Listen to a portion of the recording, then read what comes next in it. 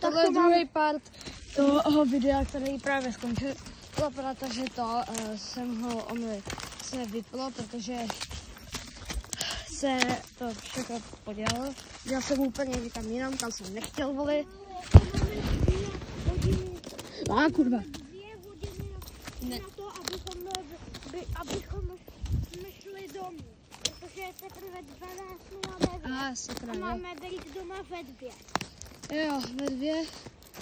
No. Ale jsem se... Takže můžeme ještě dál za to nejít. Jo. Nahoře.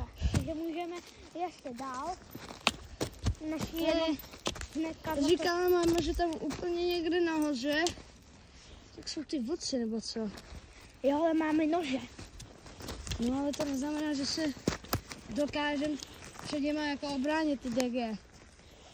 To neznamená, že se před nima obráníme, takže...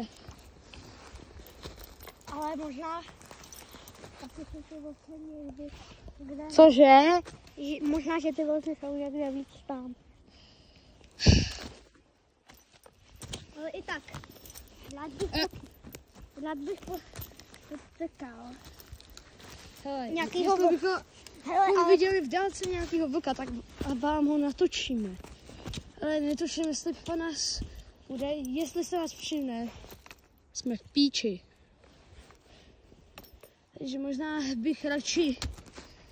bych toho vlka pro vás natočil, možná, jestli by se mi to povedlo.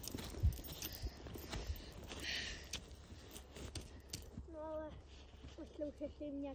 jestli už slyším nějaký vlka. Ale pochybuju, že nějakýho toho vlka potkáme, protože tady je, říkali, já mám nějaká smečka nebo co, jenom malá. Jo, jenom 5 vlků. 5členná smečka tady je. No. Já pochybuju, že tady jako ji najdem. No, ale taky drháka, jo. No, nedívám si, ona chce totiž... Za vlkama, protože ona sama je na půl vlk. No.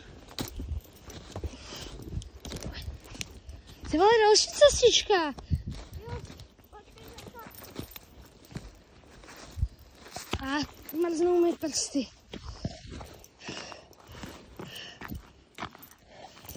Má pauza. Tady mám zmrzlý.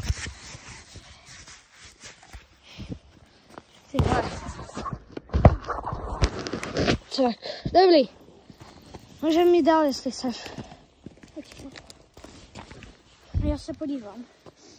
Co mám udělat, když vidím nějaký lesní zvíře.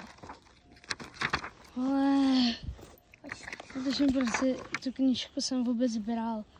I to je vlastně jenom taková procházka a lesem. Počkat, ale když jsem to četl naposled, tak tam... Kurva. Málo baterky. Míň jak 20. A sorry lidi, ale takhle končí už ten part.